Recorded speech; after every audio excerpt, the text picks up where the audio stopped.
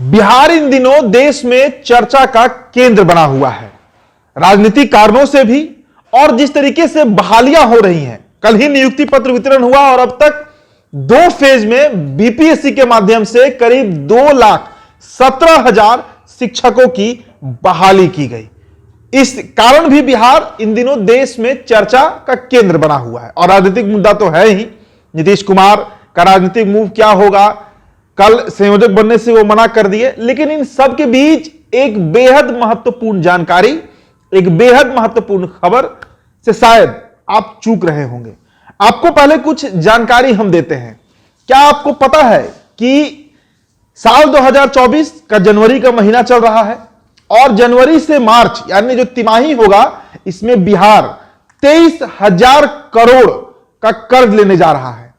पहले से ही जिस राज्य में बिहार पर 3 लाख करोड़ का कर्ज है, वो राज्य अब इस तिमाही फिर से 23,000 करोड़ का कर्ज लेने जा रहा है। एक आंकड़ा और आपके सामने हम रखते हैं। बिहार हर घंटे के हिसाब से 11 करोड़ रुपए उधार ले रहा है, कर्ज ले रहा है। और बिहार सरकार के एक सचिव का ही कहना है कि जिन शिक्षकों की बहाली हुई है उनको देने के लिए यह कर्ज लिया जा रहा है। आपको पूरी कहानी हम बताएंगे, लेकिन पहले आप ये जरा आंकड़ा सोचिए। 23,000 करोड़ का कर्ज बिहार एक बार फिर से लेने जा रहा है, जिस राज्य पर पहले से 3 लाख करोड़ का कर्ज है। देखिए, बिहार सरकार लोकसभा चुनाव से पहले, मतलब अप्रैल से पहले मार्च तक करीब 23,000 करोड़ बाजार से उधार लेगी और इस आशय का अनुरोध भारतीय रिजर्व बैंक यानी आरबीआई से किया गया है। बिहार सरकार की मांग पूरी करने के लिए आरबीआई जनवरी मार्च की तिमाही में लगभग हर हफ्ते 2,000 करोड़ की सिक्योरिटी की बोली लगाएगी। सबसे आसान शर्तों और ब्याज दर की बोली लगाने वाले वित्तीय निकाय से यह राशि बिहार सरकार को तय समय के लिए दिलाई जाएगी। 3 महीने की अवधि में अगर हम हर घंटे के हिसाब से कैलकुलेशन करें, गुणा गणित करें, तो बिहार लगभग 11 करोड़ रुपए हर घंटे कर्ज लेने जा रहा है और इसके लिए बजाते आरबीआई जो है वो ये कर्ज देने जा रही है। तो आपको बताएं कि बिहार सरकार के अधिकारियों का कहना है कि कर्ज की राशि 15वें वित्त आयोग की ओर से तय दायरे के अंदर ही है।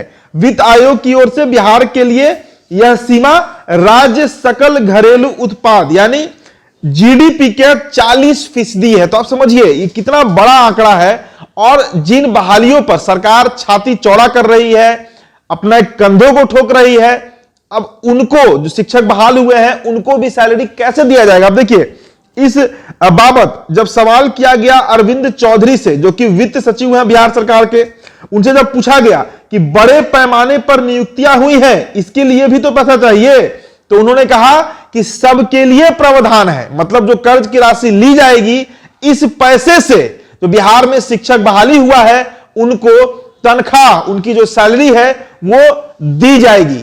तो आप खुद आकलन कर लीजिए कि बहालियां पर बहालियां आ रही हैं, वैकेंसीज पे वैकेंसीज, और ज्वाइनिंग भी हो रहा है, रिक्रूटमेंट भी हो रहा है, लेकिन उनको देने के लिए पैसा कहां है बिहार सरकार के पास। अब देखिए, पिछले साल की तिमाही की अगर तुलना करें तो मतलब 2023 का जो जनवरी से मार्च का समय था, उस समय करीब 19,000 करोड़ कर्ज लिया गया था, जो कि 4,000 करोड़ इस बार बढ़ गया। पिछले साल तिमाही में जो 19,000 करोड़ का कर्ज था, वो 2024 के जनवरी से मार्च की जो तिमाही होगी उसमें ये आंकड़ा 23,000 करोड़ के आसपास चला गया है। तो आप समझिए, राज्य सरकार खास परियोजना के लिए विश्व बैंक, एशियाई विकास बैंक, नाबार्ड, जीका या दूसरे वित्तीय निकायों से कर्ज लेती है और इनसे लिए गए कर्ज को उस परियोजना से इतर खर्च नहीं किया जा सकता।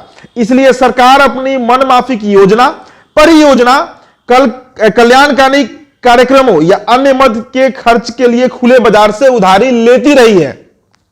तो बिहार अब वो राज्य बन चुका है जहां प्रति व्यक्ति कर्ज इतना बड़ा है कि आप समझिए, तो प्रति व्यक्ति कर्ज जो है वो बिहार में कितना होगा इसका आकलन आप कर सकते हैं। आप समझिए कि 8,60,000 करोड़ की बिहार की जीडीपी है, 3,44,000 करोड़ है बिहार के कुल कर्ज की सीमा। मतलब करीब करीब 3.5 लाख करोड़ के कर्ज में बिहार चल रहा है, जिसकी जीडीपी 8,60,000 है। तो करीब 40% जीडीपी का जो 40% हिस्सा है बिहार का, वो कर्ज का है। 3,40,000 के आसपास यह आंकड़ा है और 3 लाख करोड़ पहले ही पार कर चुका है राज्य का कर्ज, और 11 करोड़ हर घंटे के हिसाब से बिहार ले रहा है कर्ज। तो आप समझिए कि कर्ज के बोझ तले बिहार जो है वो डूबा हुआ है। ये आंकड़े काफी भयावह हैं। एक आम बिहारी के लिए ये आंकड़े डरावने हैं। हर बिहारी के लिए जो ये उम्मीद कर रहा है कि बिहार आगे बढ़ रहा है, विकसित हो रहा है, फ्लाईओवर बन रहा है, नौकरियां पर नौकरियां आ रही हैं, लेकिन जब कर्ज तले राज्य इस तरह डूबेगा, और कई ऐसी संस्था है, नाबार्ड है, कोऑपरेटिव बैंक है, आरबीआई, जहां से बिहार सरकार मन मुताबिक अपना कर्जा लेते रहती है सरकारी योजनाओं के लिए, परियोजनाओं के लिए, और बिहार सरकार की नजर में जो कल्याणकारी योजनाएं हैं उनके लिए भी ये लोन लिया जाता है। और जो अरविंद चौधरी हैं, सचिव हैं, वो ये बात कहने से इनकार नहीं कर रहे हैं कि जो कर्ज लिया जा रहा है, इससे जो बहालियां हुई है, जो नियुक्तियां हुई है, उनको सैलरी भी दिया जाएगा। तो फिलहाल इस रिपोर्ट में इतना ही। मेरा नाम उदित तारण है। बहुत बहुत शुक्रिया।